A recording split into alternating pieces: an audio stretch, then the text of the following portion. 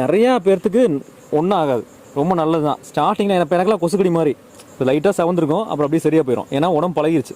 நான் 3000 கொட்டுக்கு மேலே வாங்கியிருக்கேன். இதே புதுசாக நீங்கள் கொட்டு வாங்கினீங்கன்னா கொஞ்சம் வீங்கும், கை நல்லா வீங்கும், அப்புறம் அரிக்கும். ஒரு நாள் நல்லா வீங்கியிருக்கும், அப்புறம் என் கையெல்லாம் மடக்க முடியாது. அப்புறம் ஒரு நாள் அரிக்கும், அப்புறம் ஒரு நாள் என்னாமல் அப்படியே வற்றி போய் அரிச்சிக்கிட்டு 2 நாளைக்கு அரிக்கும், அப்புறம் அப்படியே வற்றி போச்சு, அப்போ சரியாக போயிடும். அப்புறம் அப்படியே ரெகுலராக கொட்டு வாங்குவாங்க, உடம்பு பழகிறோம்.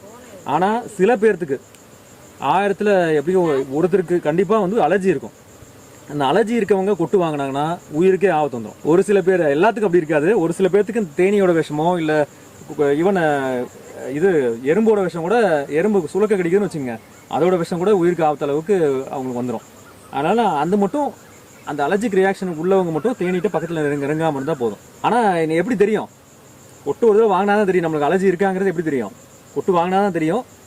அதுக்காக நம்ம பயந்துட்டு வீட்டுக்குள்ளேயே இருக்க முடியாதுல்ல. ஸோ அதனால் நீங்கள் வந்து இருக்குன்னு தெரிஞ்சால் கொஞ்சம் ஜாக்கிரதையாக இருந்துக்கணும். இல்லாத பட்சத்தில் நீங்கள் தைரியமாக பண்ணலாம். அப்படி இருக்குன்னு தெரிஞ்சிருச்சுன்னா அதுக்கப்புறம் நம்ம ஜாக்கிரதையாக இருந்துக்கணும். சரியா?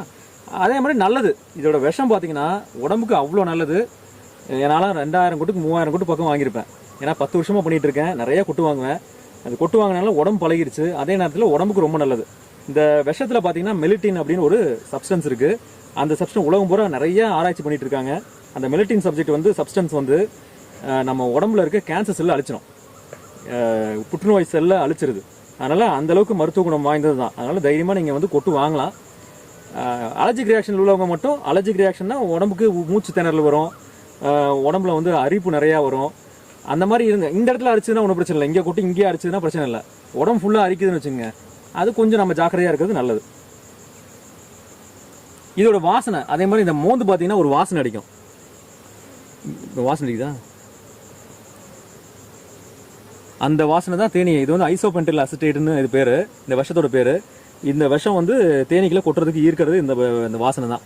அதனால் இந்த தேனி கொட்டுச்சுன்னா மட்டும் கொஞ்சம் நம்ம கையை ரொம்ப பக்கத்துலேயே அடிக்கடி கொண்டு போகாமல் கொஞ்சம் தள்ளி வந்துட்டு பாருங்கள். தேனி கொட்டலியில் இப்போ என்னை கொட்டிருக்கணுமே, கொட்டலியில் என்ன காரணம்னா இந்த தேனி அந்தளவுக்கு விரட்டி கொட்டுறதாக கிடையாது. ஆனால் அதுக்கான கையெல்லாம் வேகமாக உதனிங்கன்னா அங்கேருந்து பாயும் மேலே. நம்ம வந்து கொட்டுச்சுன்னா அது மாதிரி கொட்டை வாங்கிட்டு கம்முன்னு அப்படியே உள்ளே வச்சுறோம், எடுக்கிறோம். இது மட்டும் கரெக்டாக பண்ணிட்டோம்னா போதும்.